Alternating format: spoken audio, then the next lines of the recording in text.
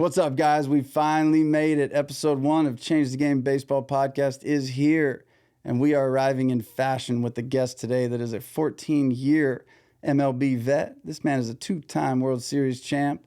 This man is a 3-time All-Star, 2-time Silver Slugger, ALCS MVP, NL Rookie of the Year, and he is in the Braves Hall of Fame. If you have not guessed it yet, I'm going to tell you, it is David Justice.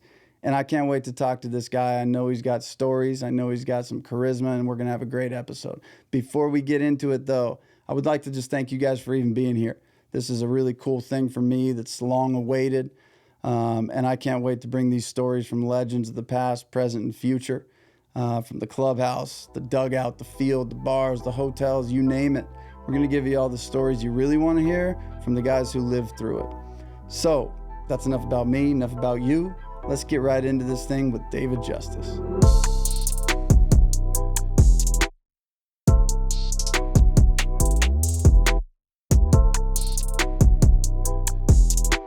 All right, so we got to talk. I got to know, just to start, I mean, talking about the mid-90s, you're the guy, you're 7-8 mil a year. Back then, that's about as big as it gets. Looking at Barry Bonds' contract, not much different. What is that like real talk, to wake up in the morning and be that guy? Like, do you feel just like, damn, like, this is different? No, not at all. Not at all, bro. Because in the 90s, you never, I never woke up thinking, oh, I'm the guy. Yeah. Never. Never. I just knew that I'm playing in one of the greatest cities that you could come up in Atlanta, in the 90s, where not only were the Braves starting to captivate the whole whole United States and the world, because we on TBS. You were taking over more than baseball. You guys were just need basic cable. Yep. Yeah. And you can watch one of the best teams in baseball play. Yep. And we were not a one-man team. I live right here in San Diego. I watched a lot more Braves and Cubs games than I watched exactly a Padre game. Every sports bar had us on. Mm-hmm. And I didn't realize how far-reaching we were until I met a guy who saw my home run in '95, and he was in France. He saw it on TV in France. That's crazy. And I was like, and we had, prime time. We had Dion. We had, like I said, Smoltz, Glavine, Maddox, Steve Avery, who should get as much credit as those guys because he was as good as those guys. Mm-hmm. He just had an arm injury, and so he's not a Hall of Famer and didn't play probably as long as those guys, but every time Steve Avery took the mound, we felt as confident as any of those other guys taking the mound. Yeah. Kent Mercker, who was our 5th starter, was a first-round draft pick by the Braves, too. He the only one out of all of them that threw a no-hitter, our 5th starter. So my point is, we had a lot of young players. Gant, we get McGriff. We got a lot of players that you as a fan could like. Yeah. And we were not a team that people looked at as like a dick team, like bunch of jerks. Nah, you guys Nobody looked at us like that. Nobody, because we played hard. We didn't hit meaningless home runs and then hit our chests and do all the crazy stuff. We just played And it's hard. not a team that people love to hate, like the Yankees. And I always say this: nobody hates a team that loses. Nobody's over here like, oh, freaking this team that's not good. Exactly. So the Yankees have that. If you're not a Yankees fan, you probably don't like the Yankees at all. The Braves were just like, everybody's like, I don't like them when they play my team, but the rest of the time, like, God, you can't not like those guys. Yeah, we had a very likable team. So to your question, waking up in the 90s during baseball season, one, like I said, I'm in one of the greatest cities in America, Atlanta, playing with my boys, and we're good. Yeah. So there's nothing better than going to the yard. But we never think about the money part of it. I'm telling you, we never do. Like, I wouldn't know what you made. I didn't know what my teammates' salaries were. Yeah. Only person I knew salary was Greg Maddux. Because when we got Greg Maddux, he signed, and then the Braves were going to sign me, and they told me I would not get more than Maddux. Okay. Which is fine. Yeah. I said, I'll just snuggle up as close to Fair him enough, as I can. You get me close, I'm good. And I'm good there. You see what I mean? Yeah. But no, it was never feeling like waking up like, oh, you the guy. No, nothing like that, because I felt like I was one of the guys. Yeah. I like on a that. great team. I see. To me, that's a personality thing, right? Because I know a bunch of guys that probably get to that position, wake up and go, "Yeah, I'm the man," and you see it a lot. So Yeah. for me, that was kind of the question. Like, you're aware of it. You're aware, like you said, some dude in France. You're just like, man, like we are Right. these guys. Yeah. So for me, and I watched the guy I think introduce you as a legend, and you said, "Hey, I'm just a guy."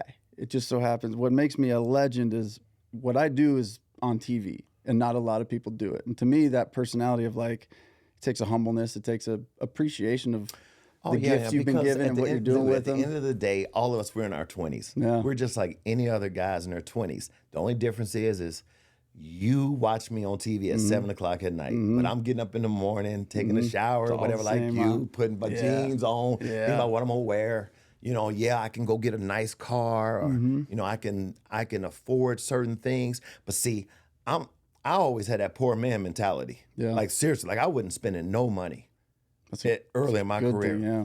Prime time is the one who made me start spending some money.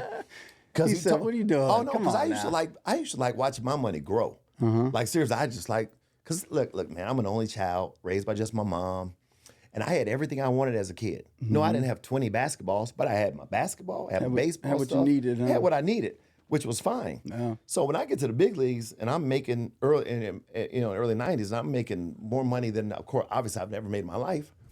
My lifestyle was still the same. I still like wearing T-shirts and jeans. Like the Yeah. stuff I like wearing is still the same stuff. So Yeah. I just used to like seeing my money grow until Prime Time told me one day, he said, "Man, you should reward yourself every year for the hard work." I'm like, "Okay, I'm with you. I'm listening. And then he said, "I tell you what, you mess around and die tomorrow, I bet you somebody in your family spend that money." Yay. And I was like, ding, ding, ding, ding. I Yeah. was like, hey, that's a good point right Yeah. there. I said, so, and that's when I started spending a little bit more. But I always still had that poor man mentality in my Yeah. mind. Like, if they That's take this good, away, man. I want to make sure I still have Still some got money. it. I still got it. Yeah. And I Spe- preach that to my kids. I preach it Yeah. to my kids who are growing up affluent, obviously. But I preach that to them. Talking about kids and you as a kid, right? Tell me the story on this. Little Dave Justice, 4th grade. You finish, pass all your classes, go to 5th grade. Finish, pass all your classes, go to 6th grade. Finish, pass all your classes, go to 9th grade. Yes. Why? Why Yes. did that happen? Yeah, ain't that Because crazy? to me, That's like the craziest thing ever, You're a right? 12-year-old freshman. 12-year-old freshman. Why did this happen? That's crazy. Okay, so to I me. was part of the Big Brothers, Little Brothers organization, right? So in my neighborhood, we had the boys club. Everybody went to the boys club. At the boys club, you hoop, you learn how to play pool, you learn how to play ping pong. All those three things is I'm still good at. Shooting Those are some of the best ping memories of your pong, life, huh? Best time. We boys used to walk to the boys club all the time, right? Love that. So my mom put me in the Big Brothers, Little Brothers organization, right? And there was a guy there who took a liking to me. And he knew about Covington Latin High School over in Covington, Kentucky. Now, I'm in Cincinnati. And for all those people that are geographically challenged, I'm one of them, so this is good for me. yeah, right. Ohio sits above Kentucky. Gotcha. So the Ohio River separates us. So I'm in Cincinnati. My high school's in Kentucky. This high school's in Kentucky. So Hank Small was his name. He said, I guess he must have talked to my mom and said, there's a school over in Covington, Kentucky. It's a great academic institution. My mom is all about education. She don't give a damn about no sports. And Hank Small's like a direct guy at this. I don't know how. I don't know just what that- Hank's role is. I just know He's Hank just the guy Small who was saw- the guy he that talked to saw my it in mom. you. He Right? saw it in you and said, "We need to do that." I just Okay. know. Yeah. So it was myself and two of my other buddies that went over to visit the school. And I told my mom, yeah, I want to do it. And they got scholarships. It's a big decision Okay. for a 12-year-old. No, bro, it was not that hard. wasn't, huh? Easy it was for might you be one of then. the easiest Easy. decisions I ever made in my life. But arguably the most impactful decision I ever made in my life. And we can go into that. So my mom is down because of the education, and you just got to pass the entrance exam. If you pass the entrance exam, it shows you can do 9th grade work. So you're going to go, you get to skip 2 grades, which for me was like, what? I get to skip 2 grades? I get to go to ninth grade. Yeah. Oh, I'm in, mama. I'm in. No fear. That's a different personality, man. not a 12-year-old me would have been like, come on now. I weigh 80 pounds. I ain't trying to go to high school. But you said, And I let's wasn't go. even a big kid. At 12, I was Yeah. 5'5". I know my numbers. At 12, I was 5'5", 125. Wow. I know my numbers. Yeah. But listen how I got to school. And this is the craziest part because you're a father like me. Mm-hmm. And what I'm about to tell you, no way in hell you will let your daughter do. You wouldn't let your even son close. do. Definitely not your daughter. Yeah. I used to get up in the morning in Cincinnati. I grew up in Avondale. I used to walk that half a mile down to the end of the street, and that's Vine Street, one of the biggest streets in Cincinnati. I catch the city bus with the world. You know, a city bus. If you ain't never been on a city bus, anybody can be on the city bus. Yes. Take it to downtown Cincinnati. It's probably like 30 minutes to get downtown. Get off the bus, walk 3 blocks to the Union Terminal. The Union Terminal is where the buses from Kentucky came to Cincinnati. So it's called the tank. You get on the tank. Yeah, I ain't sending my daughter across the river on the tank. And You ain't going to send her half a mile down the street by if it's herself. even called the tank, I ain't sending her. Listen. My son was probably 9, wanted to go to the neighbor's house at the end of my street, and I was standing in the driveway watching the whole time. I'll be right here. Here I am. Exactly. Here Watch I am. him go through the door. Bro, here I am, 12 years old. I'm on the bus, on the tank, going across the river to Kentucky. About 3 miles into Kentucky is Covington Latin High School. Mm-hmm. I would get off right there, cross the street, go to high school, and rolled it back at 3 o'clock. Did the same thing. At 12, dog. That's crazy. But at 12, like my mom would tell you this, at 12, I was a real mature kid. Mm-hmm. So I go to Covington Latin, and there's only 2 black kids in the whole school. And you're coming from a 99% black neighborhood. Now you're going over there. Different. But Didn't matter. But half my best friends are white. Okay. Because I went to a Catholic school that was 90% probably white. Okay. And honestly, growing up, listen, you're white, I'm black. Say we got a mutual partner that's black and another one that's white. We ain't never looking at color. Yeah. Ever. We never, although we know we're different races, never. If the white friend is tripping, you and I both tripping with him. If the black friend is tripping, we both same. Yeah. It was no different. So me going to school with only one other black kid in school, it really wasn't even crazy for me. It really wasn't. It wasn't even, I didn't even know I was walking into that. But when I did, it was not a big deal. It really wasn't a big deal. That's pretty cool. And I go to school, and fast forward, I'm 15 years old, my senior in high school. I'm first team all Catholic. I'm first team all Catholic, all American in basketball. I graduated the leading scorer in history of my high school for basketball. My record stood 30 years. 3 years younger than everybody you're playing I'm young against. as can be, man. That's crazy. I should have been a sophomore in high school, but I was a senior. You got a son that recently is in UCLA, so you've seen the high school stuff now. When I coached high school baseball, is the opposite. These freshmen are driving. They're getting held back. They're for sports I didn't drive in reasons. high school. I didn't drive in high school at all. The difference is I like, literally got my driver's license a month before I went to college. wow. A month before I went to college. But I didn't play high school baseball. I don't know if you knew that. I knew you didn't. I did my play high research school. a little bit. I'm a basketball player. Yeah. You played baseball in your life, but it wasn't your passion. Summer It league. wasn't your thing. Nope, it's my third sport. Yeah. I didn't love baseball. I liked baseball. But every kid played baseball in Cincinnati because we're growing up with the Cincinnati Reds. Yeah. The Big Red Machine, Gotta do Pete it. Rose, Johnny Bench. Yeah. That's who we growing up with. Yeah.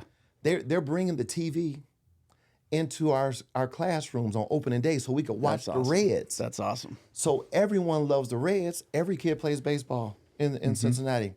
Our team was all black, and except for two white kids. But shit, there's other black. Other teams are all black too. Like that was like everybody played baseball. just what it was. So we would play June, July, a little bit of August, and then that's it for baseball. Now we transitioning into football and then basketball. And we just rolled it around. And see, back then it wasn't like today where gonna say, not kids anymore. are picking sports at 8. Not anymore. Yeah. Like no, It sucks that it's like that. But It does. But it also, I used to tell my high school guys, it sucks that it's like that. I also ran travel ball organizations. People are like, oh, so you think it's good? I'm like, no, I think it's necessary. So, like, if me and you are seniors in high school and we both play baseball, but you play basketball, Yep.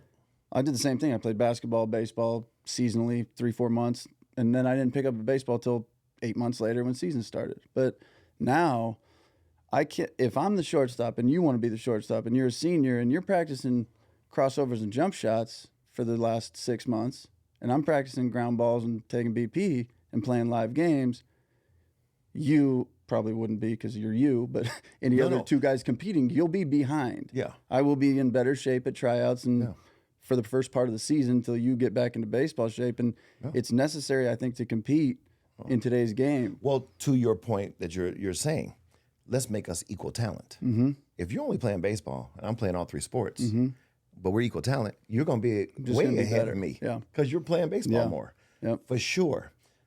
But what if you're a better basketball player?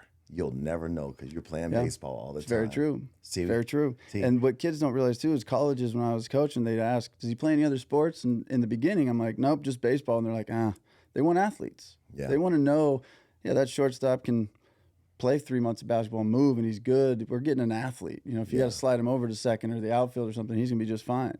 Yeah. So it was interesting to me to see the difference in like coaches being more disappointed that it's not a multi-sport athlete.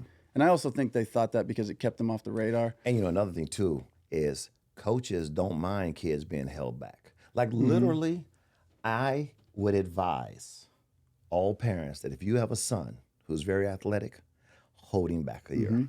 Yeah. Hold him back. Yeah. Because as an athlete, we're all better. I was good my freshman year, but not as good as I was my sophomore year. Yep. I was good my sophomore year, but not as good as I was my junior year. Yep. You see what I mean? So you mean tell me if I can get an extra year of high school, I'm absolutely going to be better. A lot better at that too. I've literally had college coaches tell me, I love to have a more mature kid coming to my school. So they want that. And also, boys develop a little slower than girls. We develop a little later. So it's all positives holding your kid really back. is. And from a maturity standpoint, a physical standpoint, and what's the rush? Like I was rushed, right? You were fast track. This wasn't rushed. This was like the only way I would advise my approach is if you don't play sports and you just a smart, super smart kid. You don't play sports, you're smart, or you don't like school, go get it done There you and go. move on with your there life. you go. But if you're an athlete, don't do my approach. I would hold a kid back and go that way. Because here's another reason why for that. Again, if you're 18 as a senior instead of 17 as a senior, the 18-year-old is going to get more. He's going to be better than he was at 17. He's going to get more opportunities to go play at the next level because he's better. He's going to get more scholarship offers. 100%. I was 16. I started my senior year at 16, turned 17 in October, so I was young. That's And young. took a year or so after, wasn't planning on playing sports because whatever, and life circumstance, I said I need to do something better with my life. A year and a half later, I graduated high school 5'10", 145. First college game a year and a half later was 5'11", maybe I gained an inch, but I was imagine if you but I would've was been 18 as a 190. senior. That's what I'm saying. I was 190. Yeah. I'm like, I was a late developer. I'm like, you put 40 extra pounds, and I was good in high school. I went to a bad high school. It was easy baseball, but I'm like, man, if you gave me another year and I'm 40 pounds heavier and an inch and a half taller, like this is a whole different human being. So I get it, man. When I see And the these colleges freshmen, are not penalizing you. They're not looking at you like, they don't care. he'll be 19 in high school. They're not saying, no. They They're don't like, care. good. They don't care. And recruiting is so advanced now. I mean, they're looking at you when you're younger and they're following you. So I agree. And as a coach, even in high school, I thought it was crazy that some freshmen's driving up to practice, but I'm like, glad that freshman's on my team. Yeah. Glad he's on my squad. That's true, man. Very interesting. Very true. It really Very is. true. I want to talk, if we can, touching on we got to talk about it because it's coming right up. Our guy here. And obviously this super impactful, but Jackie Robinson Day coming up, I think, for you and being a guy that, you play and he's such a big piece of the game, and this is obviously Change the Game podcast. And I don't think anybody more than him has changed the future at the time in the history of baseball. To you as a player, what does it mean? What do you, when you think about that and doors that it may have opened for obviously everybody there? I tell you what, man, I would have loved to have met Jackie Robinson because first thing I would ask him was, how do you endure that level of racism? Yeah. and still be able to go out and play I know. when even your teammates have it in them as well. And every team you play against, and every stadium you go in, Yeah. and you still can go out here and perform. I know. I was looking at That takes a special man. I'm telling you. I think it takes a guy that, and I believe this is what I believe in. We're all, I don't know what you want to call it. If you believe in God, the world, the universe, whatever.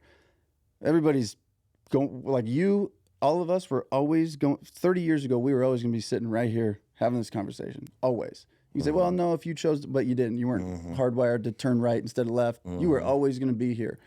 And when you look at a guy like Jackie, you're like, he was always going to do that because he's the only one that was supposed to. He's the only one. You look at his first game, it's like 20,000 people were there. And then you look at his next game, it's like 50. And you're like, yeah, 50,000, probably like you said, 40 of them came there to give him shit and go, hey, man, let's go yell it. Let's get him off the field. 49,000. Yeah. You know? 700 and something of those exactly 50,000 right. came Yes, and give him exactly. So that to me is like if you ask him how he does that, he probably would have had a great God, answer. I would love that answer, right? But I mean, that's the key to the riddle of life. It is. And that answer. Because none of us will ever be in an environment like that. no. Because we can always walk away from that environment, right? Yep. And it will never be as bad. No. It's the old saying, the first guy through the wall always gets bloody. And that's Jackie, right? The rest of us get to walk through and maybe trip over a little brick, but we're good. Like, so I think I would love to hear that answer too, just to say, man, like 'cause he was the guy that was always going to do it. He was always going to be that guy. But what in your brain said, I'm good with it? Did you thrive on it sometimes? Go, yeah, I'm still here. I'm going to be here. It's crazy. I'm telling you, I just could not imagine, because I'm drafted in 1985. I played my first year in Pulaski, Virginia, which I had never heard of. And we have 4 or 5 black guys on our team. And that experience is happening in Pulaski, Virginia. Yeah. Not so much for me, because I think because I'm light-skinned and they wasn't just as, they don't They're know like, what. we're not sure. Let's go to this guy. Listen. I had one girl thought I was a white guy with a good tan. Tell me that's not crazy. It's no bullshit. I had a girl say she thought I was white with a good tan. Right? Which is, I got a fucking hell of a tan too if I'm a white guy. Yeah, good for me. But I had other teammates. I had a teammate on my team, Ellis Roby. He was drafted in the 5th round, right behind me. And Ellis was second baseman, fast. Still base, came out of Arkansas. That was the year Arkansas went to the College World Series. And they did a story on them because they had like 4 black guys on their team, which, of course, in baseball, seen for some reason is a bunch of black guys, right? So I think every one of their guys were drafted, believe it or not. But man, Ellis Roby is our second baseman, leadoff hitter, fast, and he's on first base in our own stadium. And he's getting still a base, boy. I bet if they put a watermelon on, you can laugh on this one if you want to, because I was laughing. Thank you for the permission. You're allowed to laugh. Don't feel bad. I didn't want to have to hold something in here. Don't feel bad. I want you to be able to, because this is funny, but it's messed up. I bet if they put a watermelon on second base, you'll steal it. I'm in the dugout like, I know they didn't just say that. Just like, come on. So Ellis, again, Jackie is getting this all the time. Ellis, just that one thing, Ellis was like, I ain't stealing no bases. I'm like, dude, we're only going to be here for a couple months. Yeah. Because I even called my scout and told him what was happening. Yeah. And he said to me, hey, listen, you'll never see this place again after 2 months. Yeah. So the more bases you steal, you'll be out of here quicker. Go get them. Focus on baseball, because it's rookie ball. Rookie ball, you drafted in June. You immediately go to rookie ball. You only play like July and August. Yeah, you're like a couple weeks and you're gone. It's really 2 right months. away. Huh? It's 2 months and the season's over with. But after you're drafted, it's like after you drafted, gone in a couple there. weeks you're on your way there. Yeah. And we only play like maybe 60 games. Yeah. No, really, it's just July and August. Yeah. I told Ellis, I said, Ellis, dude, your game is stealing bases. Bro, you need to steal in bases. You're trying to get to the big leagues. Don't let that person, whoever that is, yelling that stuff, affect your game. Okay? So, and he was my roomie. So I talked him off the ledge too. Yeah. But those type of things go on in the minor leagues.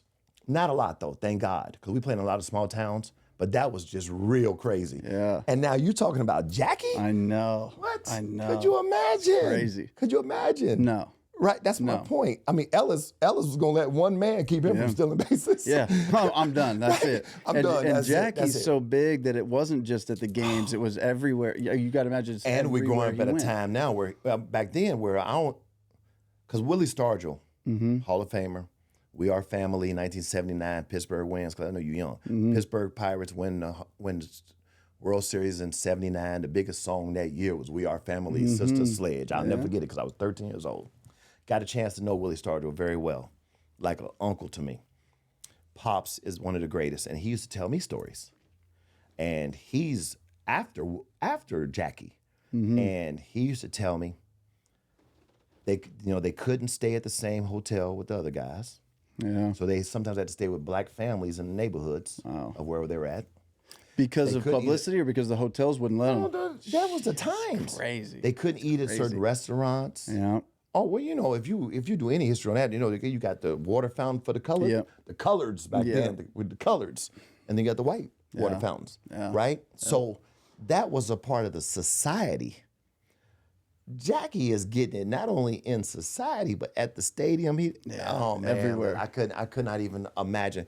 But was it Branch Rickey? I think it was Branch Rickey.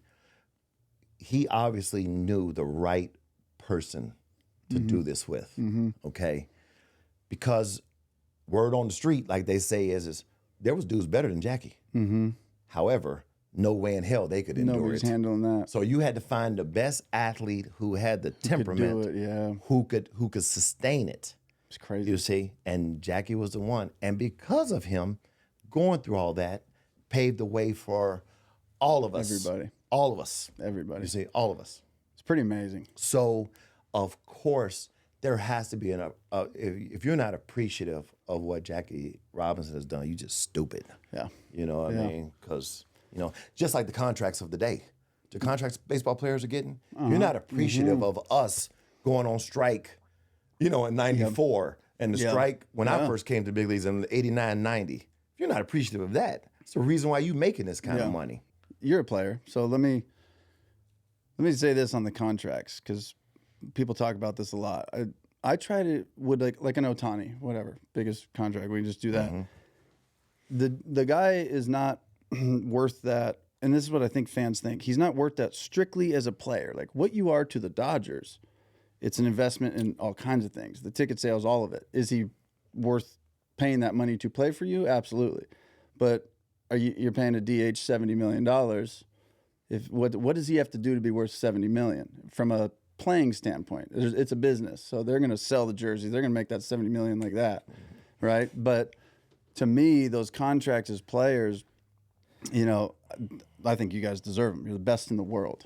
They could pay you $1 trillion. To me, I think it's great, but I think about that, and you tell me if I'm an idiot. Tell me, hey, that's disrespectful. I don't want to say it like that, but I look at those contracts as a business outside of the game and the game, right? You're going to help us win a World Series. You're going to help us get there. Let's take a guy making $30 million as a pitcher in today's game. Is he worth what I would say Glavine, Maddox, and Smoltz back then, who are throwing complete games, who are starting 30 plus 40 games a year?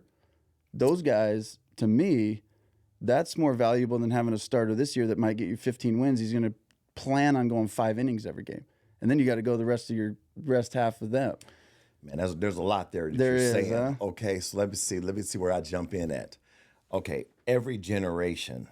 So Reggie Jackson, okay, is like my uncle as well. You see? Oh yeah, Reg.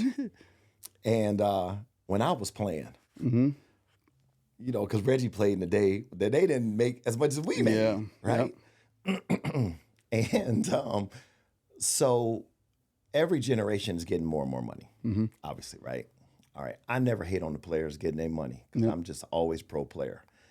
Now, here's what I always say. If I can pay you one player $700 million, you know how much money I must be making? Yeah, that's exactly right. I got to be able to sleep at night, right? Yep. If I can pay you $100 million, $100 million, $100 million, that's just 300, just 3 of my 25 guys. Yep. if I can pay you, that don't mean I got in that situation 100. Yeah. It ain't like I'm sitting on 350 million. No, you're not. Right, There's no right. pennies in the bank. You got you still got another. I got to be yes. making so much money that I can sleep well at night. Yeah. Now, I look at Ohtani. He's getting $2 million a year, Mm-hmm. $68 million deferred. Now, I'm not sure if it's deferred with interest. I'm not sure, but let's just say, just for numbers, let's just say it's not. Mm-hmm. Okay. Ohtani gets $2 million, and he gets endorsement money. Of course, I'm sure he gets a ton of money Yeah. in endorsements. They were saying he was at like 40, 50 mil a year I'm with sure the he gets Angels. something crazy in endorsement money, okay? It's the best move in the world for the Dodgers because I got to come out $2 million a year. I got a guy who is a trendsetter, a one of a kind. I got $2 million for 10 years with this guy. Yes. Yep. You know how much money I'm gonna make annually off of Ohtani? Yeah. That when I get down the road at the end of these 10 years, and let's say I gotta write him one check for $680 million. Dropping the bucket. You know how much money I've made in the drop in the last bucket. 10 years Yeah. off of just giving him $2 million a year. I've given him $20 million. Okay, I know I got this big paycheck at the end. Yep. But you know how much money I'm gonna make? That's such a great. First of all, it's a crazy. great move by the Dodgers. Yeah. It's a real cool move by Ohtani. Ohtani. Yep. Yeah, because it's the recognition of I don't need to be making those 70. I don't need the money right now. Yep. And I'm good anyway. Yeah. I got $2 million I plus don't my need the money endorsements. in general. I don't need it in general. Yeah. But when how old is Ohtani? Like 29 maybe? Let's say he's Yeah, I think 29. I think He's he 29ish, right? Yep. So when I'm 39 and I'm up out of here because not everybody plays their 40s. Don't even get that in your mind. No. Let's say 39, about 38, 39, he ain't even putting up the numbers anymore because he done got older, like we all do. I get to walk away with $680 million for the rest of my life. Oh my God. It's crazy. What? That's so What? crazy. It is crazy. Look, but I'll say this. A retirement check. No like that. guy is worth the money that any of us made when you look at it just purely from just playing baseball. So then let's take this. Let's take GM Justice here, and we got to roll into not so much the movie, but we got Moneyball, we got the A's. I'd like to see, and I know I've heard you talk about this, how none of those scenes happened. I didn't get told, hey, this is why you're here. Yep. You knew why you were there. This is the evolution of your career. You're always a leader from a kid. You are rookie of the year, Yep. world champ, Yep. top in the league, and now you're getting to a point where you go, this is an opportunity for me to go lead a group of guys to be, and you knew why you were coming there. So Well, I got traded there. well, yeah. So- but when you okay. got there, you When I knew got for there, you, your role. It wasn't even about me knowing what my role is. This is who I am since my second year in the big leagues. Yeah. So I knew walking in first of all, walking in first day of spring training, they're already accepting me as the leader. yeah. This is how they welcoming me. They're like this. taking BP. They're like, oh yeah, Because a we're lot here. of those We can guys start. were young when I started playing. Yeah. They grew up watching me play. Yeah. And it was so great because when I looked at their team, I was like, man, these are like the young Braves. We got the young pitchers, Mulder, Zito, Hudson. We got young players in Eric Chavez and Miguel Tejada. It really was an electric young team. Oh my God. That's another thing that movie painted them as a bunch of schlubs. That was a good team. Man, really good team. The movie didn't even talk about the three starters.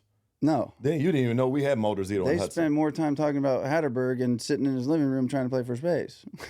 or Well, you almost made me say something about Hatterberg. Listen, Hattie is my man. I love Hattie. And I think I told Hattie this. I said, Hattie, you should try to run this Moneyball movie as far as you can. Hey, why brother. not? I'm telling you to the ends, Hattie. You should try to run Ride this it. thing. Ride it till the wheels Ride fall off. this horse because everybody watches this movie thinks Hattie led our team in homers, he was- ribbies, the whole works. they probably Googled Hatterberg I'm just gonna MVP. leave it right there. I'm just gonna leave it right there. Yeah.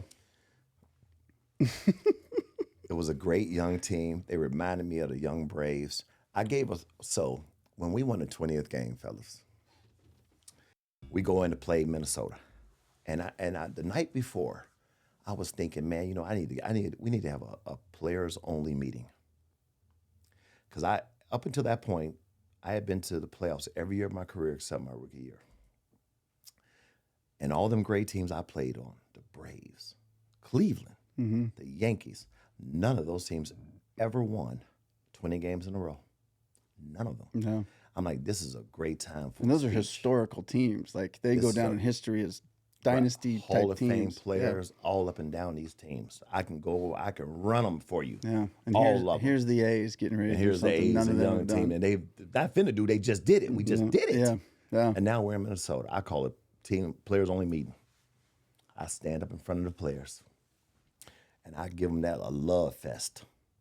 You know what I mean? Just how I see them. Mm-hmm. And I talk about the teams I played for and the fact that none of those teams ever did that. You know, they're all captivated. Yeah. Right. I bet. I'm like, this is why I think we can win the World Series. We just got to keep playing good baseball. But I want y'all to understand, truly understand what was accomplished. And that's how I want you to look in the mirror at yourselves as being these type of players on this type of team. Mm-hmm. We lost that night. But man, I bet that. I come into the locker room after the game. Sorry, guys. They was like, hey, man, how you gonna give us that kind of speech? I'm like, my bad, fellas. I thought y'all knew how to take direction. That one's on me. I thought y'all were going to get it done. I told them, God damn, y'all don't know how to take direction. I gave one of my best speeches of my life. And this is how y'all going to repay the speech? What are you mad at Go me out for? here and lose? What are you mad and at then me we all for? just erupted in laughter, right? Everybody just erupted in laughter, right? That's awesome. But that's probably got to be one of, like, you talk about top 5 moments in a career. That speech for you was probably one of your favorite moments. Listen, man. When you're on a team when you're on any team, and let's say when you got a teammate going good, you still want to overlove them. Boy, you a bad boy, woo, you see. Yep. But when you got a teammate going bad, you got to now be a different kind of teammate to him. Like Roberto Alomar one time was struggling. Roberto Alomar is a Hall of Famer. Probably the best all-around player, all-around teammate I ever had. Because he could bunt, switch hitter, could hit opposite field. He could go deep. Yep. Unbelievable at second base. Defensively, I mean, could steal bases. I mean, best all-around player. He was struggling. I see him in his locker.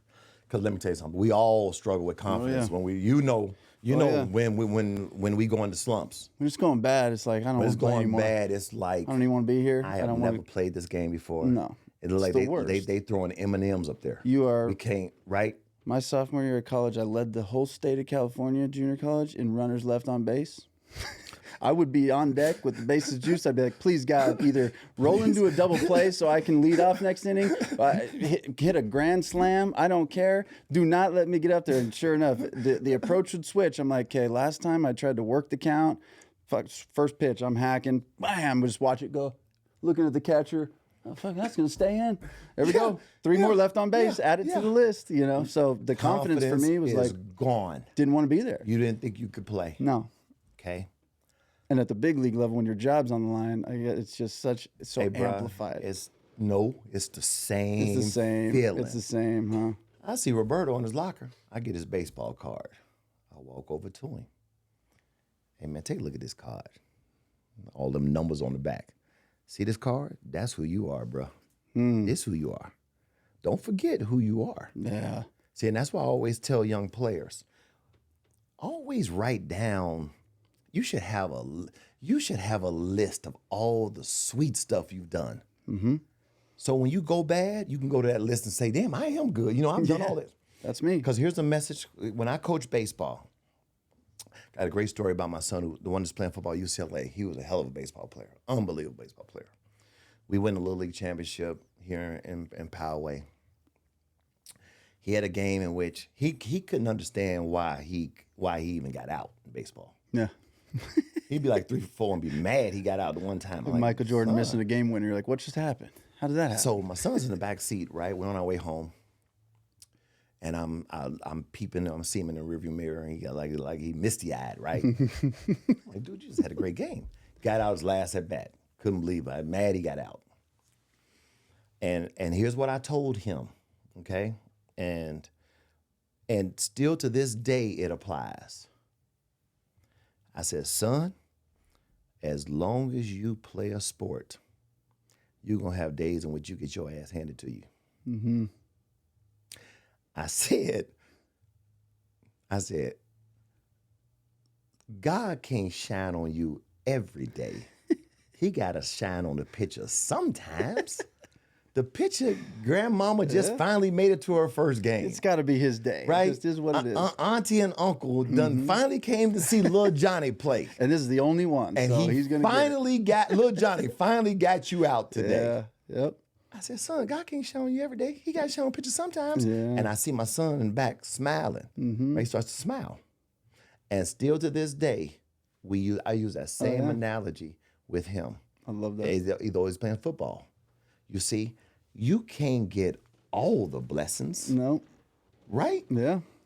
I said, love but that. as I long love as that. you work hard, keep working hard, right? Yep. You put in the work, don't worry.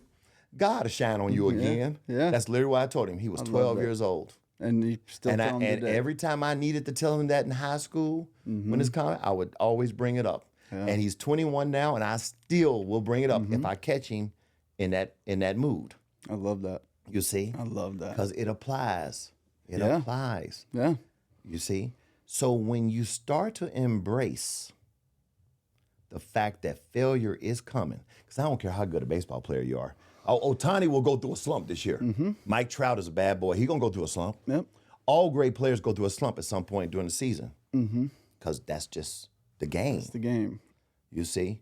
So I used to always say, as soon as I feel that slump coming, it's like the damn cousin coming to town that you tired of. Like, hey man, listen, I know you coming. I know you're here, but you ain't gonna be here long. You're gonna deal with it You as ain't- long as it I'm gonna stays. deal. and I know you're coming. when I see a chance to say "see you later," we're gonna take that chance. But I and know get how on. to get rid of you though. Yeah. See, that's the key. You got to know the right approach to get rid of the slump. And therein lies a lot of people don't know the approach. You see. Yeah. But if you know the approach, how to get out of it, and in baseball there is an approach. You know what I mean, and that I truly learned from Willie Stargell. What was it? Because I mean, I well- haven't played for 20 years. I really could have used it back in the day. Yeah. Well, here's what I would have told you. First of all, if you were my teammate, you would not have been in the slump for a very long time because I would have been building you up mentally. love I would have told you exactly what I just told you right now. So you would have embraced the fact that you were sucking, but it's part of being an athlete. Yep. You ain't no different than anybody else. So embrace it. I know I'm gonna suck at some point. So when it comes, I'm not gonna get all deep into my feelings and all. I'm just gonna say, oh, here it is. Yeah. Here it is. Now, what do I do to get out of it? A lot of times when we slump, what is it? We're chasing bad pitches. First and foremost, if we watch SportsCenter tonight and we watch home runs hit today, you will not see one home run hit on a ball down here Slider at the ankles. or a ball up here. Yep. They're all going to be right in here, right? So first thing I'm going to look at is what's your plate discipline. If you're chasing bad pitches, there ain't nothing wrong with your swing. No. Your just focus is off. So let's simplify the game. Let's simplify it all the way back to just the fastball. Don't stay on the fastball to 2 strikes. We can't get any more simpler than that. Because the only time you should be nervous as a hitter is when you got 2 strikes. Because now you got to hit everything. Yeah. Up until 2 strikes, stay on the fastball. Oh, you're going to get it. Yeah. You're going to get it. We turn the game on right now and watch a game. Yeah. Watch how many fastballs guys get. We're not Watch how many gonna see one at bat that goes change up, slider, curveball. See ya. Rare. You're not gonna see 180. A rarity. Yeah. A rarity. So I'm going to tell you that first. All right? And then after that, I'm going to say, okay, if it's going to be pitch, it's definitely going to be pitch selection is going to be one of it. But the other thing might be is you're trying to hit the ball too hard. You're chasing the ball. Instead of letting it travel, you're trying to go get it now. Yeah. See, because let's say, for instance, here's what I always just tell my guys. If you hit a ball 550 feet and I hit a ball 395, they both went over the fence. They ain't gonna let you run the bases twice because you hit it 550. They're not They gonna be like, tacking hey man, yo, 550. Man, come on, go around Do that it twice. again. Do it No, again. Yeah. no. But what happens, guys, we got testosterone, we got egos, you know what I mean? my boy just hit one 500. I want to hit 510. Yeah. So now instead of you making good music, I said good rhythm right here, hitting everything right here. Now you trying to go out here and get it. That's why when we slump, we always rolling over, right? Because we not letting the ball travel. We going to go get it. A little bit of that pressing on the slump in the back of your mind, and everything's Man, we will take a rollover. When we struggling, we'll take a rollover all day. Ball in play? Right, Yeah, right, yeah, ball, let's go. right. And listen, we think the same way. Yeah. You and I are just two of the many who feel the same way, right? So what you do is in batting practice, well, before you go to batting practice, I would have took you into the cage, and I would just throw you 20 balls. You're not even swinging. I just want you to track it. I'm just going to track it, bro. Yeah. Remember, think about when we get 3-0 and we get the take. Yeah. And they throw us a cock shot fastball, right? Yep. Don't it like we had all day to hit that ball? Oh, it's like a 12-mile-an-hour fastball somehow. Right? Ain't that the truth, right? And everybody takes the step out of, I would have hammered that one 450, coach. It's like, but would you? Right, because But we you just feel like tracked it. We just tracked it. Yeah. We didn't go get it, Yep. right? I love that. I did the same thing with my guys. I'd say when we take BP, you first group's always in the cage with the machine, and we just watch it hit the mat. Bang, Exactly. all the way. 20 of them. Yeah. Don't swing, or 10, 15. Don't swing. Don't even bunt the It ball. could be 10. You just follow it and then start taking some swings. And then the next thing we're going to do is now we go in batting practice. So I'm a left-handed hitter, you right-handed hitter. So I would tell you, okay, now everything is the opposite field. I don't care if you hit it foul right of the first base. Let this ball travel and try to hit it on the ground. That's all I want you to do is just hit me ground balls, okay? And like Willie Stargell told me, it'll probably be 2 games. Give yourself 2 games with that approach. You'll come out of that slump so fast. Yeah. And damn if he wasn't telling the truth. I wish That's I would have heard that. when I was literally playing. what Lonnie Smith. I watched Lonnie Smith, who was my rookie year. Lonnie was probably 35 when I was 23, I think. Lonnie Smith, first round of BP, might have been some of the ugliest batting practice you've ever seen in your life. He'd be hitting foul balls in right field stands. But I understood because that's how we trained as the Braves. Like my batting practice is everything's opposite field. Everything's opposite field until the last round. Let a few fly. Because I always say you always work on your weaknesses, right? But you got to keep your strength strong, Yeah. right? So, and then also, if you're in my hitting group, the last round is for service. So what that means is whoever goes deep the most, okay? If I beat you, I want my peanut butter and jelly sandwich, I want my Diet Coke in my locker. That's what we used to do. Yeah. See, make it fun. No, I think that's awesome. And then we tell the pitching coach. Our pitching coach already knows. Our pitching coach in our group, he already knows last grade. Danny Williams for Cleveland. Hey, Danny, come on now. Let's middle in. Let's go, baby. Middle in. Let's Find go. the groove. Let's go. Right? Bam. Here we go. Yeah. You know, we got to get some souvenirs away. And it makes it fun. Yeah. But you always work on your game in batting practice. You'll never go to a Major League Baseball game and watch batting practice and dudes are just leaving.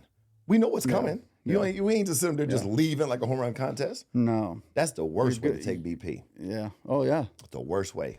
And that's what I would have done. I mean, I could go into it more, but that's what, like I tell my young guys now, you put on your favorite song, right? If you slow it down or you speed it up, it don't sound the same, do it? It ain't the same song. Same as hitting. Yeah. Once you got that song playing right, got that rhythm right, you stay right there. And pay That's where you attention. stay. And pay attention to it. You know what I tell my high school guys? I'm like, hey, man, I just threw you 5 pitches. You went line drive right center, line drive right center, caught one a little early, line drive left center. Then you rolled the 4th one over, and you stepped out and went, oh, Yeah. dang it. And you went like this, and you felt it, and then you got back in. I'm like, how come you didn't do that when you hit it good? You trying to do it good or bad? Why didn't you hammer one in right center, step out and go, ooh, let me feel that again? Yeah. I'm like, pay attention to good, but when they hit it bad, you know what you tell them? nah. Bro, that's why we out here working. So what? That's why we out here working. I say good. We got something to learn. You ain't with everyone on sweet. No. But that's why we out here working. We make all our mistakes in the cage. Yeah, yeah. So those are the let me things. talk this. Those While are we're the on things. hitting, I want to pull up a couple clips here. Okay. I would love to do this.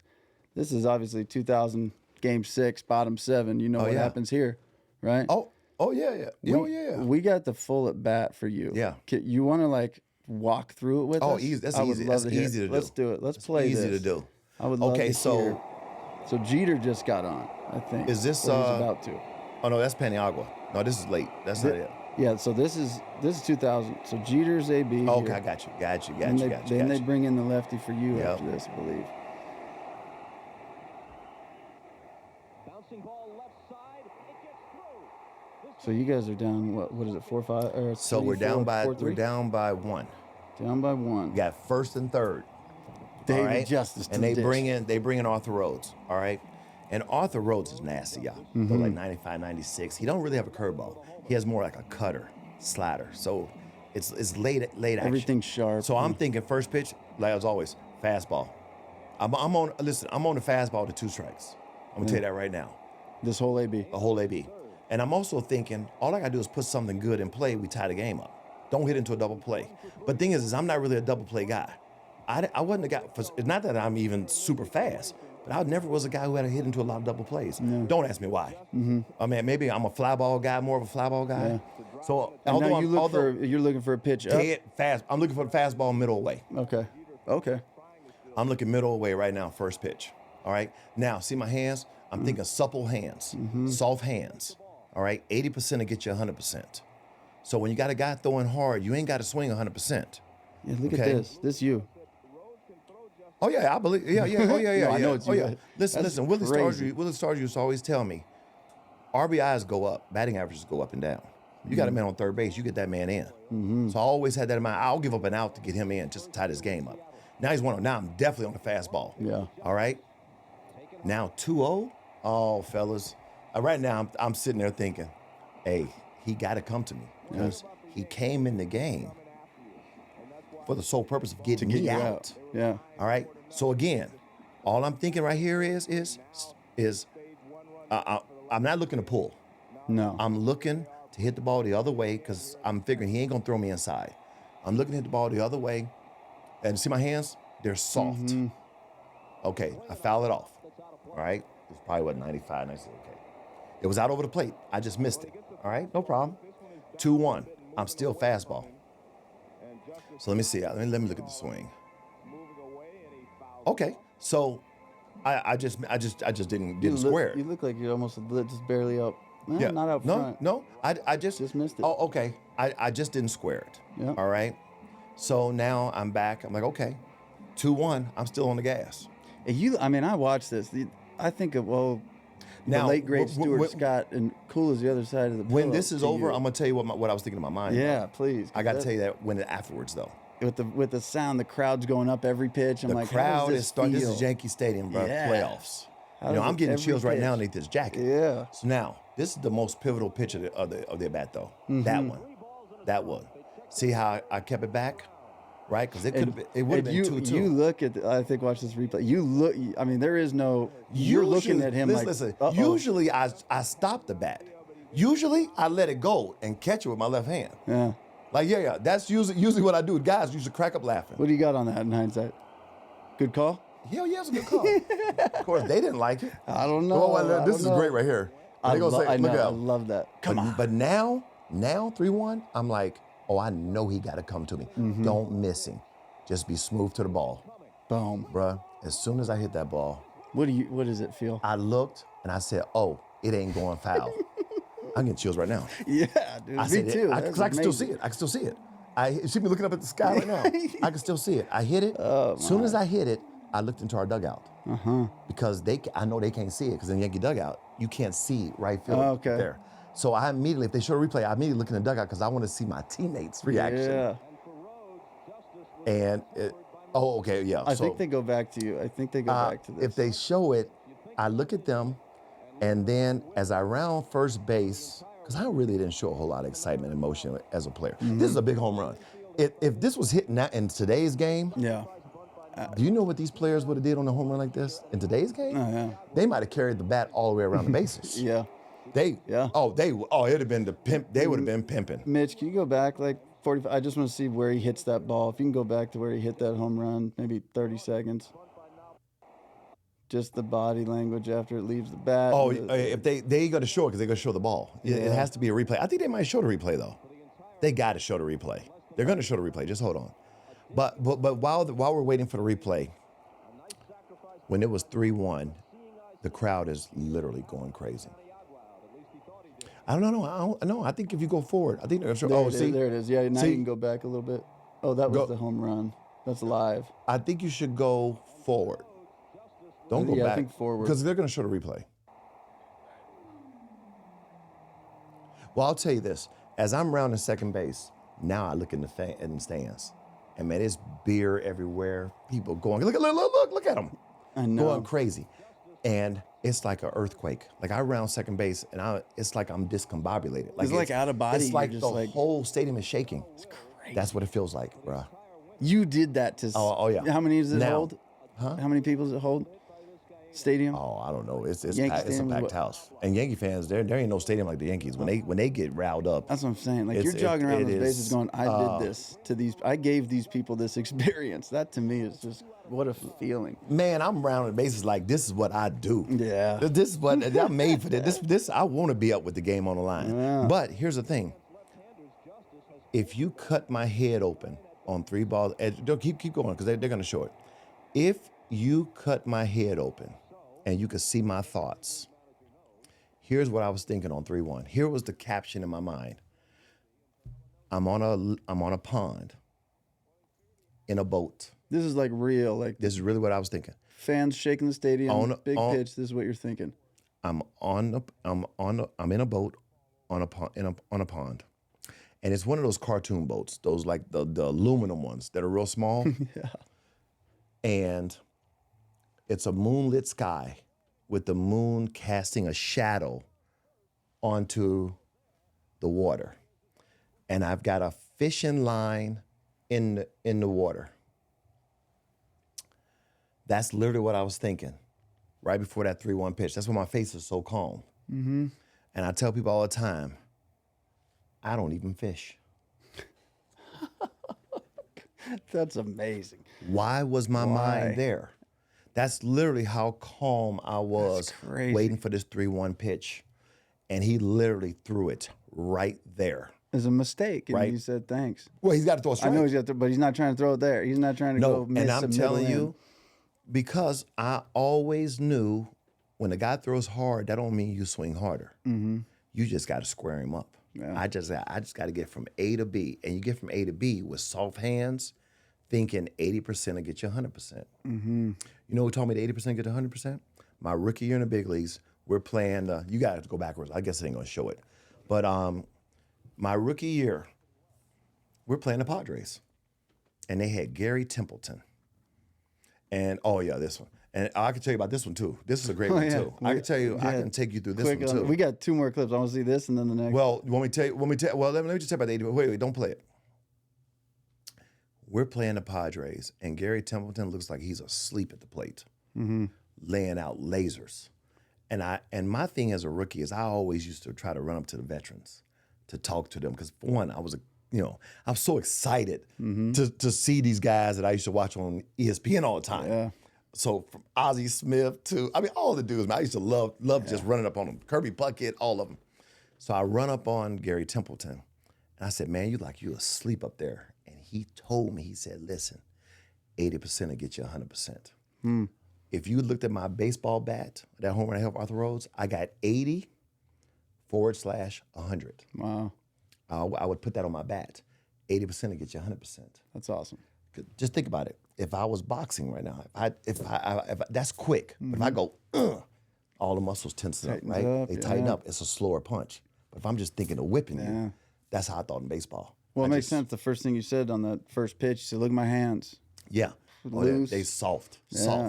So now this at bat right here, this is the bottom of the 6th inning. Fred McGriff had just struck out to make the last out in the bottom of the 5th inning. He struck out on 3 straight curveballs. All 3 of those curveballs would have been balls.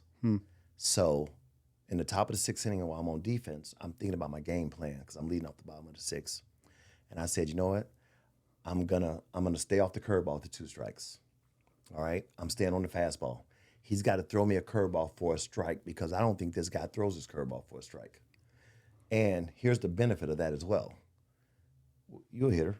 We need a reference point. Once you show me your curveball for a strike, now I know what it looks like. Yeah. So if you throw me a curveball and it starts right here, I know, okay, that's the one that's going to be a strike. You're gonna unload on that right? one. Yeah. once I get 2 strikes. Yeah. I'm gonna wait on you. Still sitting fastball. Yeah, I'm a fat. None of us show up to hit nasty curveballs, Yes. nasty split fingers. We show up to nasty swinging them if we changeups. have to. I show up to hit the fastball. Mm-hmm. That's what I show up to hit every night. So in this at bat right here, first pitch is a fastball away, which is a ball. Because as you see, there's no square. There's no square on the TV like today. I think this is Oh, just that's the a home one. run. I think Oh, it's you only just got the home one run. swing, yeah. What was the count? Okay, well, I got What you. was I the got you. count? No worry. I got you. First pitch was a fastball away, off the plate, called a strike. Now, I'm on the fastball. I'm staying fastball 2 strikes. And I'm looking at the fastball the other way. Mm-hmm.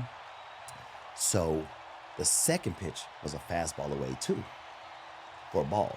So now it's a 1-1 count. So when I step out, I say, okay, this is, if anytime he's going to throw me a curveball, it's going to be right now. Because I'm not the kind of player, there's no scouting report that says, throw Justice fastball after fastball. Yeah. There's no scouting report that says Go that. back to the beginning of this. Yeah. So I'm like, so more than likely this will be the time he throws a curve. If he throws a curve, I'm taking it. Automatic, I'm taking it. I'm willing to go 1 ball, 2 strikes. Because if you throw me a curveball for a strike, now you ain't got nothing else. I just saw your fastball twice, and now you just threw me a curveball for a strike. You ain't got nothing else to get me out of it. And I don't mind hitting with 2 strikes. So, but here's one thing Jimmy Williams, our third base coach, used to always say to me. He goes, nobody can quick snatch better than me inside. Quick snatch means against a lefty, I'm looking middle away. But as soon as I see a fastball middle in, I'll Get quick those snatch hands you. and go, yeah. I'll just go. I'll quick snatch you. what you do right here. I'll quick snatch you. I'll pull my hands in because Johnny Bench once told me, he said, always focus on getting the barrel of the bat on the ball. Okay? See, if I get full extension, I'm gonna upper deck you like I did off Arthur Rhodes. I didn't get full extension on this one, but I don't have to. I'm strong enough to go deep. Yeah. Just quick snatching you. So I'm looking to go the other way. I right? think if you get full extension on this pitch, it's a foul ball. Listen, if I'm looking to hit the ball the other way, but so I'm looking at the ball the other way, but this is where reaction time and so you ever see those things where they have there's a board where they have lights light up, and you got to hit the lights real quick. Yep. I don't know if you've ever seen that. You're a master. I'm lightning quick. Like my reaction time is I'm really quick at that kind of stuff for whatever reason. So it translates into baseball because as soon as I see a fastball inside, I'm quick. I'm just quick. Yeah. So And that's natural. So it's you natural. can sit on that away I'm looking pitch middle and away. you can just let but your as soon body as take over. As soon as I'm gonna quick snatch you, and that's what I did right here. He threw a fastball and I quick snatched him. He wanted it outside. He threw it inside. I quick snatched him. And as soon as I hit, I knew I got him. Yeah. Now I knew it wasn't gonna be no bomb, but I knew I got him. Yeah. Remember, it ain't got to be a bomb. It just got to go over the fence. Just got to get over the fence. Like I used to say, I'm gonna be the king of the first row. I love that. All right, last breakdown. We got to break down the next one because I'm a big fan of this next clip. Oh, Wait, okay. wait, So stop wait. right there. So look at the score. It's 14-12, right? In the eighth, yeah. By the way, we were getting our butts handed to us in this game, like 10-2. And you came back, huh? So we at home. We start coming back, okay? And Richie Sexton hits a home run, go ahead home run right before me. And all Richie does is puts his hand up like this. I'll never forget this because Harold Baines, I think, hits behind me, or Harold Baines is on the bench. Harold Baines goes, everybody in the stadium knew you were going to get hit but you. He throws a first pitch fastball inside. I swing at it. I'm thinking he's pitching to me, right? And then he throws it. Now, wait, before you play it, I'll set it up for you. When I first came to the American League in '97, we played the Angels early in the year. And this is before Interleague, so you don't know anybody in the American League other than maybe what you see on Sports Center. They beat us in a game, and he was prancing. Percival was prancing around the mound. And I remember thinking, I don't like this dude. I don't like pitchers anyway, but I just didn't like him. He could be a cool dude, but I don't know. But I don't like pitchers. I definitely don't like this dude because of the way he pranced around. So that's already, I don't like him. And I've only been hit 18 times in my 14 seasons. I'm hard to hit, bro. Yeah. Like literally, I get it. I'm You're hard getting to out hit. of the way. I get out the way, bro. I'm so fast to get out the way. You got to almost, Well, he got me. But here's the funny thing about this right here, though. Don't play it yet. Don't play it yet. You're committed to swinging. That's why I got you. When he throws this pitch, listen, I'm in such good shape that when the ball is about to hit me in my ribs or my stomach, I tense my stomach muscles. So it's almost like I went, and it just hit and fell. It didn't even hurt. But I knew I was going to the mound because I don't like him. If there's anybody I'm going to charge, it's this dude. Now, Percival's a big dude. He about 6'4", 6'5". He weighed more than me. I ain't got no problem with that because I grew up fighting. Fighting is not even an issue for me. So when he hits me, the first thing I think is, okay, I got to make sure I get far away from the catcher. So when he hits me, the first thing I'm doing is I'm looking down. But really, I'm peeking. I'm peeking to see where the catcher is. This clip shows that. And I laughed as soon at it as the several catcher times. as soon as I know he can't catch me, I'm going. But see, I need a diversion. I had already thought this out. I watched this clip listen. like 20 times laughing, and now you Listen, explaining it is so perfect. I literally thought this out, that if I ever charge the mound, this is how it's going to go. This literally. and the stars align that Percival's on the mound. You're like, this is of all this is people, it. right? And another thing too is you can't charge no little ass pitcher No. because then the guys looking at you. You don't get no. Yeah. If this was Pedro Martinez or somebody little, come on, man, you got to charge somebody your size or bigger Yeah. to have the full effect Yeah. around the league. So anyway, so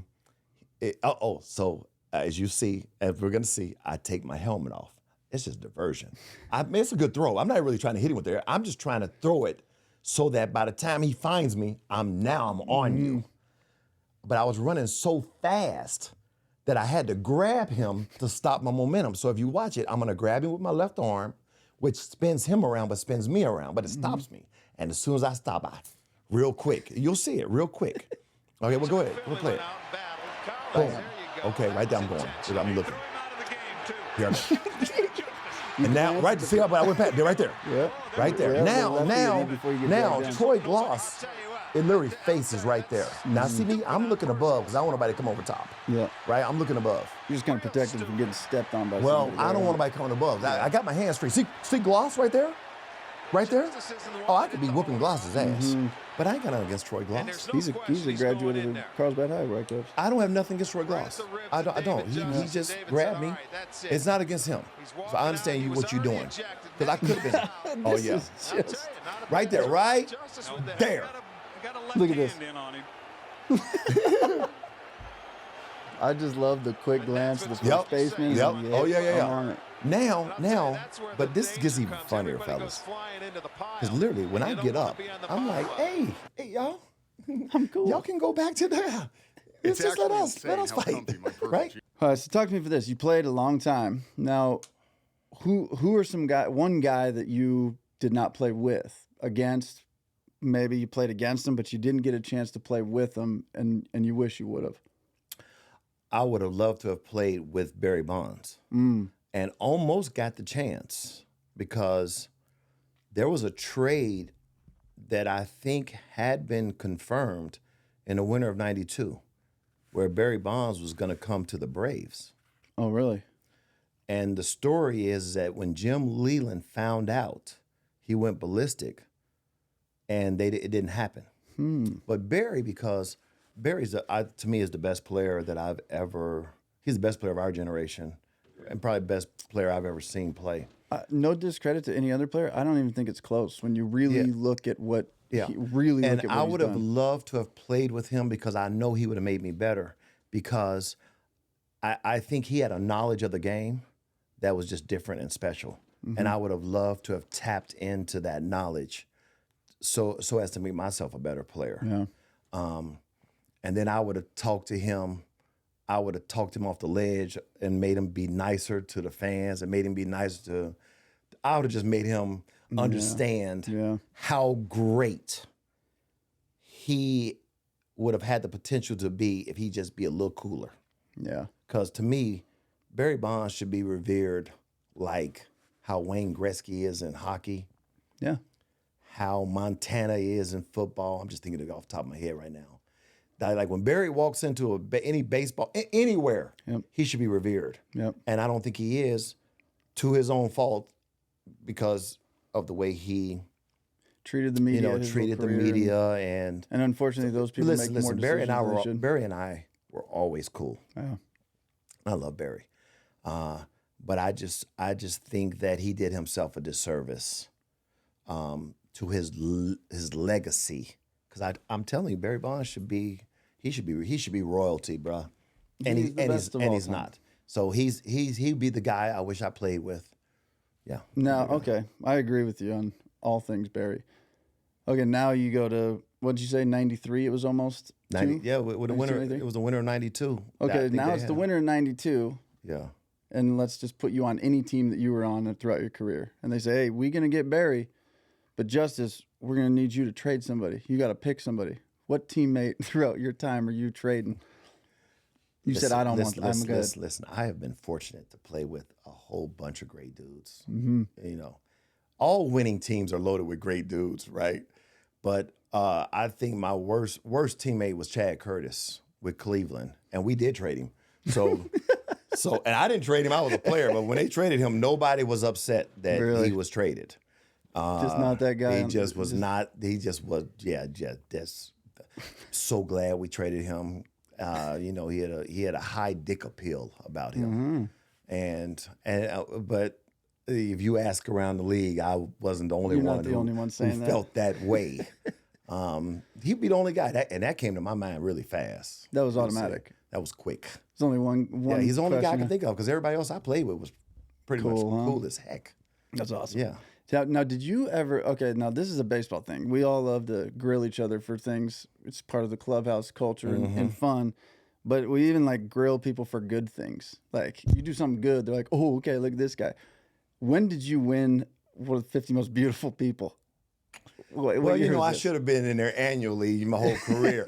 But, you know, now, 1994, I think it was. Okay, so you're in the prime of your career. Yeah, oh my God. I dude. know you don't just walk into a Dude. major league locker room as one of the most beautiful people on the I planet and just go, already knew. "What's up, guys?" I knew it was coming.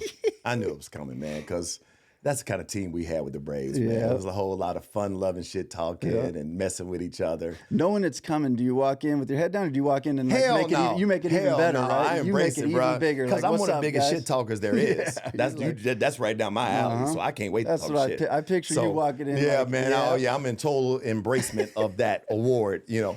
But what was so funny about it is, of course, the media catches. Of course, they know about it, so they start interviewing my teammates. And the best response was Mark Lemke, who, by the way, is like my brother. Mark Lemke and I go all the way back to A-ball together.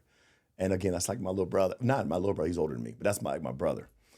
And they said, Lemke, you know, Justice was voted one of the top 50 most beautiful people. He goes, what? He goes, well, hell, he's number 25 on this team. I started crying. They media came to me and said, well, Lemke just said he don't know about all that. He just knows you're number 25 on this team. And I just fell out laughing. I said, boy, Limmer is stupid. Boy. Awesome. So, yeah, it was, the ribbing didn't last a lot, but of course, they were not going to let that ride. You know what I they mean? can't let that slide. You know what I without mean? that. But I'm like, stop hating, y'all. You Yeah. know what I mean? Don't be mad at me. That's what I love about the baseball culture. It's like you Yeah. screw up, you got kangaroo courts to make fun of you. You Kangaroo do court's something the best, amazing, too. you're still gonna have somebody going, "Oh yeah, look at this guy." There's nothing like Kangaroo Court, man. That's the best. Kangaroo Court is just the the absolute best. best. I used to fight every time they brought me up, and I lose every time. Mm-hmm. And they used to crack up laughing because you know you're gonna lose. That is The awesome. beauty of it though is, it's once again, there's nothing like a bunch of guys that can get around and just laugh and Yeah. talk It shit. brings the and team together It just so brings us much. together, It's and the then we have best. the team party. Yep. And I think one year we gave away gifts at the team party, right? And so they'll give you a player. I think it's a random, right? And I drew Jeff Blauser, I remember. And Blauser's got this real distinctive chin, right? So I was like, what can I get Blauser that's funny? And I bought him a chin strap. No helmet, just a chin strap. Oh, everybody was he's opening crying, that, laughing going, while he "Come was on, crying, bro." right? But yeah, man, Kangaroo Court was great. And every team doesn't have it, though. We had it at my college, and my coach came back after Christmas break and said, "Hey, I've accepted God. I'm a changed man. Blah blah blah. No tobacco. You won't hear me cussing." And we're all like, "Cool." He's like, "You want to know about it? You come to my office." I'm that guy. Like I went to his office. I'm like, "What the hell happened?" You know? He's like, "You're the only guy that came in and asked." I'm like, well, "I think it's interesting." Anyways, all that aside, we're like a week into him giving us this big speech, and I'm in center field. We're at practice, taking it in and out. He hasn't cussed, and we couldn't believe it because he was the guy that cussed with his every sentence, but not in a bad way. It's just part of who he was. Like, you didn't even hear him cussing. It was so whatever. And I'm in center field. We're taking it in and out. First throw to home. We go second, third. I'm going first throw to home for me, halfway up the backstop. And I'm like, what the fuck was that? Like, felt like I had the yips. I'm like, geez. And coach is just like staring from home at the fungo. And I'm like, my bad. And like, my back's turned to him because I'm like, he's going to go to right field now. He's done with me. And I take like 10 seconds walking back, like, what the fuck? Turn around. And he's just standing there waiting for me. I'm like, oh, am I going again? I'm like, all right, better one hop this one, or hit the cut.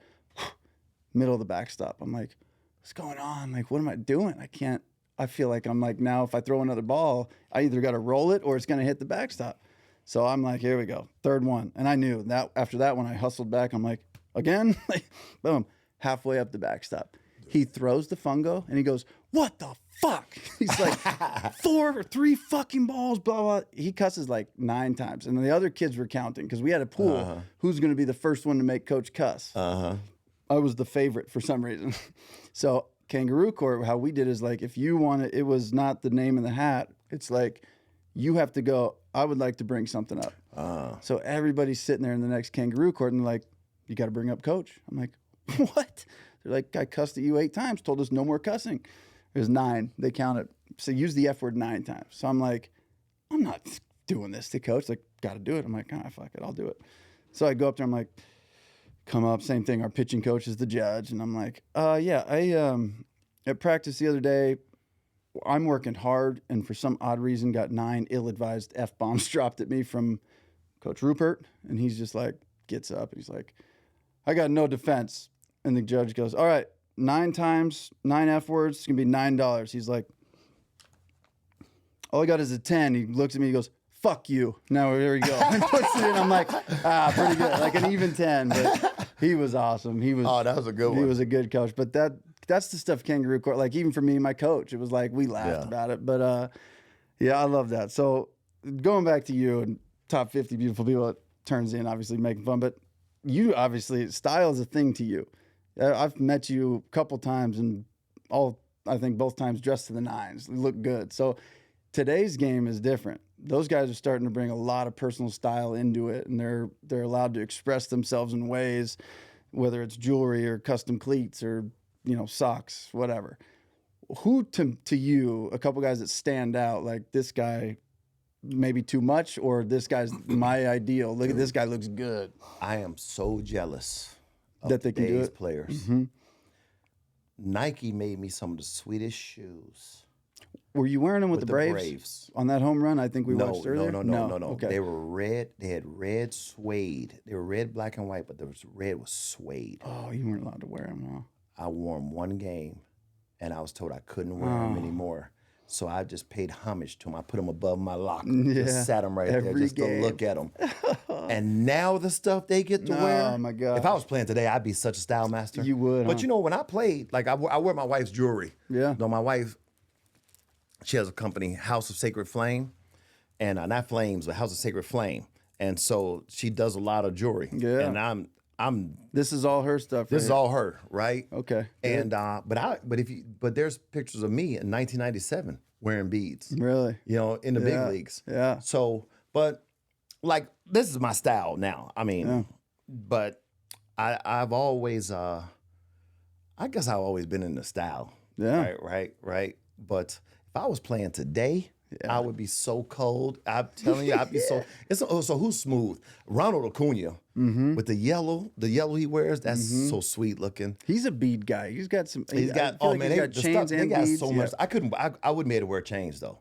Yeah. I could wear. I just had one like even the same size. There's no way I could be draped in. I would never do that. I was watching a guy close a game yesterday, big game, and he's got this big old chain. It's like down to here. I'm like, it might not bother you, but it's certainly there. Like, is there, right? you're Or competing even to close earrings. this Like game. I've had an earring since I was 16 years old, and I never wore my earring when I played because I just didn't think it was appropriate. Yeah.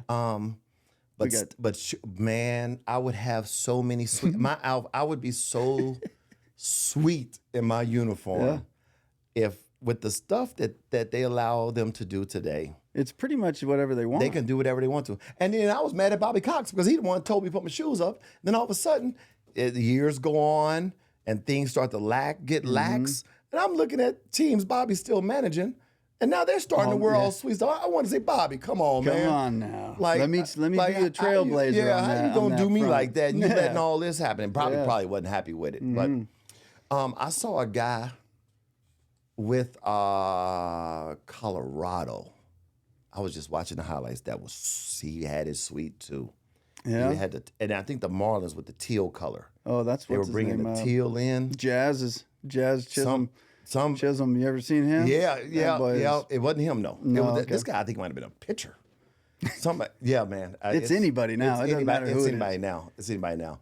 This fires you up, the new generation. I like this, talking about it. So let's do listen, this. I'm not a Let's- hater though, dog. I swear. I'm No, not I know a hater. you don't The sound like game is one. different. I just like to I'm hear not it. hating. I like to hear I'm it. just saying these are the differences. Yeah, we might have to come back and revisit this topic I think sometime you're soon. gonna have but- me back. No, man, I appreciate you being here. All right. It's just been awesome. So for me, I guess in closing, we touched on this a little bit, the family and the importance, and I would love to just kind of, a guy, you talked about retiring to be with Yeah. the family. And Yeah. for me, it's something important. Yeah. And whether it's, I just want to give you a floor to kind here's of the talk thing. about the when family. I retired, I was fortunate. My oldest boy was 2 years old, and my middle child, my youngest son, was born my last year in the big leagues. Then my daughter Raquel came 2 years later in retirement, and one of the joys of having my kids late was I had the ability not only to take them to school every day and pick them up every day with my wife, but I was there for everything, man. Like everything. I didn't miss anything, and It's huge. it has been such a joy to have had that opportunity. I was able to coach my boys. My daughter, who's an actress now, she's got a movie coming out, Finding Tony. It's coming out in May. She's been acting since she was 12. And she's our little actress in the family. Not so little, she's 19 now. And then my middle child, both my boys were blessed with the athletic gene. So they were really good athletes. They are really good athletes. And then my wife, we running around here, and like I said, my wife's got her jewelry company and, House of Sacred Flame. And she loves that. She loves designing. And, life is good, man. I'm playing a lot of charity golf events, working on my golf game. That's a big deal to you. And trying golf. to keep from being 300 pounds. And That's life. And again, just literally just really trying to impart as much positivity into the world Yeah. as I can for as long as I'm here. Because one of the blessings of being a professional athlete is the opportunity and ability to really change a person's whole aura, their whole mindset with with the way you treat them and what you have to say to them. And I feel like I have so much wisdom to impart, and I can't wait to do it. So that's my life, man. That's really my life. Working on my golf game, being as positive as I can to everyone that I come across, and running around with these kids, although they're 24, 21, 19 now. And like I said, just living life, man, until it's a wrap. I'm going to 100, by the way. I'm closing in on don't doubt 58 it. next week. There you go. So I'm closing in on next week. I'm closing in on 58 years old, which is crazy to think. So I got a long way to go. Yeah. Well, how you feel is how I felt when you walked through the door, man. It's like you see a guy come in and you can just feel the genuineness to you. And this was an amazing conversation for me. I enjoyed it. And watching you light up talking about your family more than you light up talking about one of the biggest home man, runs of I'm your telling life, you. man. It just, to me, that's a man. So And I know we're closing this out, but I will say to any father, man, if you got a chance to coach your kids, man, do it. Some of my most fun experiences, some of my biggest games were not the games I played in, but were the games I coached. To see the excitement on not only my kids of winning championships, but other people's kids, and being able to have something to do with it, with my coaching. yeah. Like I'm telling you, It felt better to me to watch a team I coached win games than it did when I played. yeah. Oh winning games I man, played. and people say, man, you won the World Series and all that. Man, these wins and these championships I got at these youth levels felt as good as the World Series for myself. Awesome. That's So, awesome. Well, thank you thanks so for having much, me. man. I All right. appreciate you. All right. Oh man, what an episode! What a conversation! What a guy in Dave Justice. Big thing for me is, man, I guess you just got to be wired a little different if you're going to make it in the big leagues, because that man thinks on a different level. And what a family man, priorities straight. I just feel better from the conversation. I hope you guys do too. Please, if you like the episode, make sure you leave a comment, like the video, subscribe to all the channels that this podcast is going to be on, follow all the socials, and we will see you guys on episode 2.